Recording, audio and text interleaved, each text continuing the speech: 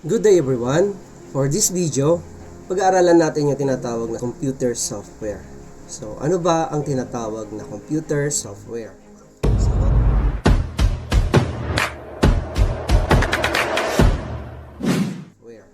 So, what is a computer software? It is a set of instructions that tells the computer what to do.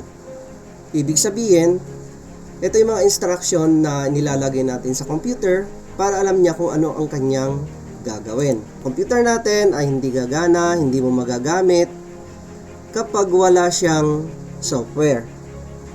Tinatawag nga yung dead machine kapag wala siyang software. Ganyan din yung mga cellphone natin. Hindi rin siya gagana kapag wala siyang software. Computer software has two types. So we have the system software and the application software. So the first type is the system software. The system software is a program that controls the basic operations of a computer system. It is a type of computer program that is designed to run a computer system hardware and application programs. Ito yung program na na-design para mapagana natin or magamit natin yung iba't ibang hardware ng computer. Halimbawa yung keyboard, monitor, mouse, at iba pang hardware parts. Hindi yan gagana kapag walang naka-install na system software. Example of a system software, we have the operating system or OS for short. Operating system is a program that acts as an intermediary between a user of a computer and the computer hardware. Parang bridge yan between the computer user, yung tao na gumagamit ng computer, at saka yung computer mismo. It manages all resources, controls execution of programs to prevent errors and improper use of computer. It makes the computer system convenient to use. So here are common examples of operating system. For computer and laptop, we have three common operating system. We have the Windows, the Mac OS, and the Linux. For cell phones, we have the iOS and also we have the Android. Yan. So, ang mga ito ay dapat naka-install sa computer para sila ay gumana at pwede nating gamitin. Yung mga cellphone natin, hindi gagana kapag walang naka-install na Android dyan. Ito yung mga operating system na nakikita natin minsan nag-update dyan. So, ibig sabihin, nagpapanibago ang system niya. The second type of a system software is the application software. Application software is also called app. Tinatawag din natin itong app. Sa mga cellphone natin, meron yan. It is a type of computer program or group of programs designed for end users. So, usually ito yung mga kadalasan nating ginagamit sa ating mga cellphone, sa mga computer natin. So, we have here the different examples of application software. For computers, ito sila. We have the first one, we have the word processing software. Kagaya ng Microsoft Word. Ito ginagamit natin para makapag-type tayo ng data, makagawa tayo ng tinatawag na document. Yan yung word processing software. So, ito yung kanyang logo. Pag open mo, ito muna yung makikita mo na lalabas. Next, we have spreadsheet software, kagaya ng Microsoft Excel. Ito yung kanyang logo. Ito ginagamit para makagawa ka ng spreadsheet. Ito ginagamit namin sa pagko-compute ng mga grades ninyo. Hindi na kami gumagamit ng calculator, kundi ito na mismo yung nagko-compute ng mga grades ninyo. So that is the spreadsheet. Another example of application software, we have the database software, kagaya ng Microsoft Access. Ito yung kanyang logo. And we also have the graphic software like Adobe Photoshop. This is the icon. And ito yung ginagamit sa pag-i-edit ng larawan.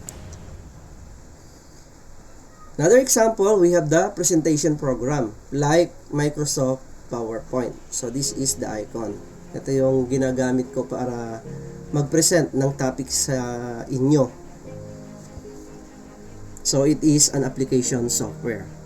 Another one, we have the multimedia software like VLC Media Player. Ito yon.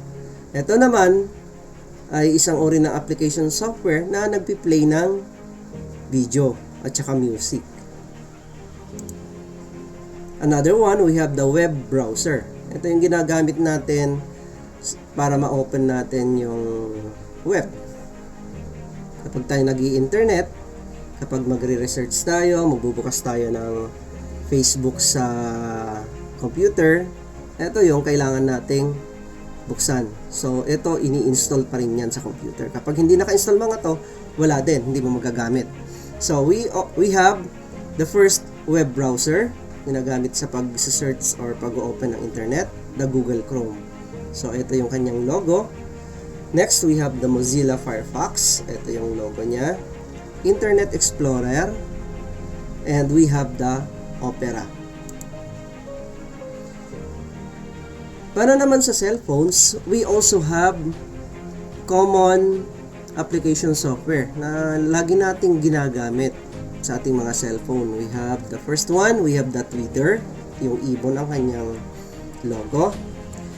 Another one, yung araw-araw nating ginagamit, and that's the Facebook. This is the logo. And the YouTube, yung mga gustong maging vlogger, ito yung ginagamit nila. We also have the Messenger. This one, para makapag-chat ka sa iyong kaibigan. Ito naman, another application software, we have the TikTok. Dito nag-upload ng short videos kadalasan ng mga netizen. So, this is a video application software. And we also have the Telegram. Ito naman yung icon niya. Then, we also have the CapCut. This CapCut, alam naman natin, ito yung application software na ginagamit para makapag-edit tayo ng video gamit ang cellphone. Meron din tayong application software na tinatawag na Lazada. Andyan din yung Shopee. Siyempre, kapag nandyan si Lazada, andyan din si Shopee.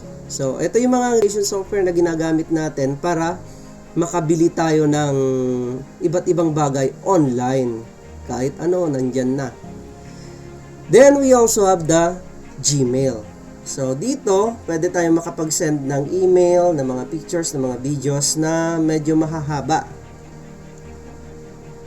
Sa Messenger kasi, may limited lang yung pwede nating isend doon. Dito sa Gmail, walang limit yan. Kahit gaano kahaba yung video na isisend mo or kahit gaano kalaki yung file na isisend mo. So, ito naman yung icon ng Gmail. It is an application software. Next, we have the Instagram. Ang Instagram naman, halos kasing pareho ng Facebook, kung saan pwede kang mag-share ng mga videos, mga pictures, mga sound.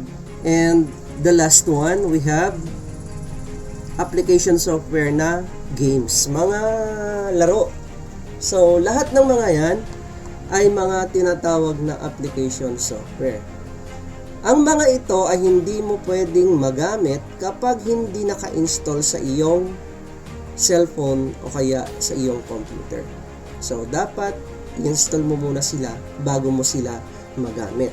So, iba't ibang application software, iba't iba ang kanilang kayang gawin or iba't iba ang kanilang mga gamit. May application software na ginagamit para makapag-online shopping, mayroon tayong ginagamit sa games, may ginagamit sa pag-i-edit ng larawan at pag-i-edit ng videos. So those are the different examples of application software. What is the difference between a system software and application software? Ano ba ang kanilang pagkakaiba?